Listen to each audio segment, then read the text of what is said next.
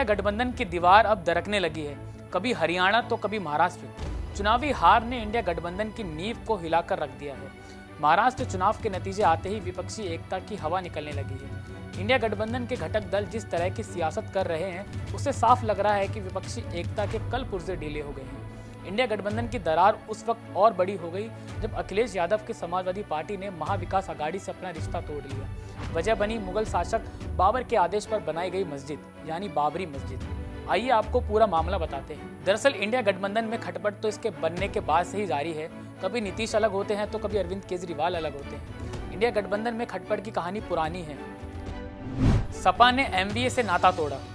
उद्धव ठाकरे गुट के शिवसेना नेता मिलिंद नॉर्वेकर ने 6 दिसंबर को एक पोस्ट किया। उद्धव के करीबी मिलिंद नॉर्वेकर ने बाबरी विध्वंस की एक तस्वीर अपने सोशल मीडिया मंच एक्स पर पोस्ट की।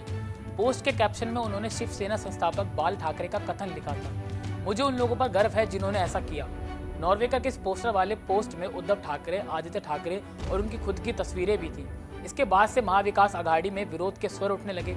जैसे इस पोस्टर पर सपा नेता अबू आजमी की नजर पड़ी, महाविकास आघाड़ी दीवार की तरह ढह गई। महाराष्ट्र सपा के प्रदेश अध्यक्ष और विधायक अबू आजमी ने आनन फानन में सपा के अलग होने का ऐलान कर दिया। उन्होंने कहा कि अगर महाविकास आघाड़ी में कोई ऐसी भाषा बोलता है तो फिर भाजपा और एमवीए में क्या फर्क है, हम उनके साथ रहने का क्या मतलब है। इस तरह की पोस्ट से लोगों की भावनाएं आहत होती हैं। ऐसे में समाजवादी पार्टी और कांग्रेस के बीच अभी अनबन की खबरें तेज हो रखी हैं। सपा मुखिया शीतकालीन सत्र में फैजाबाद से अपने सांसद अवधेश प्रसाद को लोकसभा में अगली पंक्ति से हटाने से नाराज है। सपा को शायद उम्मीद थी कि इस मुद्दे को राहुल गांधी सदन में उठाएंगे, लेकिन अभी तक ऐसा देखने को नहीं मिला है। अब बाबरी मस्जिद के इस वाक्य में राहुल गांधी और अखिलेश यादव के बीच ठनाठनी जरूर रहेगी। राहुल शरद उद्धव को तगड़ा झटका। सपा का यह कदम शरद पवार, राहुल गांधी और उद्धव ठाकरे के लिए एक बड़ा झटका है।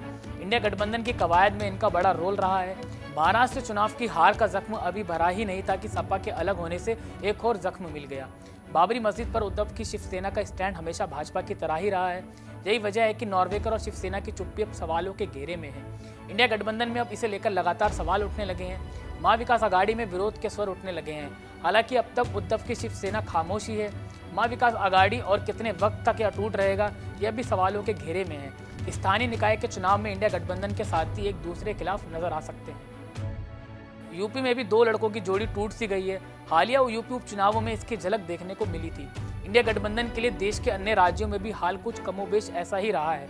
अरविंद केजरीवाल की आम आदमी पार्टी भले इंडिया गठबंधन के साथ है, मगर उसकी सियासत से ऐसा कभी दिखता नहीं है। हरियाणा में भी आम आदमी पार्टी ने अकेले चुनाव लड़ा। अब जब अगले साल दिल्ली में चुनाव होने हैं तो विधानसभा चुनाव में भी अरविंद केजरीवाल ने अकेले लड़ने का ऐलान किया है। अरविंद केजरीवाल दिल्ली में कांग्रेस का हाथ थामकर अपना अंजाम देख चुके हैं। यही वजह है कि अरविंद केजरीवाल भी अब इंडिया गठबंधन में कांग्रेस से कन्नी काट रहे हैं। ममता बनर्जी भी इंडिया गठबंधन से दूर नजर आ रही हैं। बंगाल में भी उनकी पार्टी ने अलग चुनाव लड़ा था। अब तो वह इंडिया गठबंधन के नेतृत्व पर भी सवाल उठा रही हैं। बहरहाल इंडिया गठबंधन में दरार जरूर आगे बड़ा खेल कर सकती है, क्योंकि जब जब इंडिया गठबंधन टूटा है, इसमें शामिल सभी राजनीतिक दलों को इसकी बड़ी कीमत चुकानी पड़ी है। ऐसे में आने वाले समय में गठबंधन की लड़ाई क्या गुल खिलाती है, ये तो देखने वाली बात होगी। फिलहाल के लिए इतना ही। मैं सचिन, आप मेरे साथ देख रहे हैं पंजाब केसरी टीवी। नमस्कार। हमसे जुड़े रहने के लिए हमारे YouTube चैनल को सब्सक्राइब करें और नई वीडियो की नोटिफिकेशन के लिए बेल आइकॉन को दबाएं।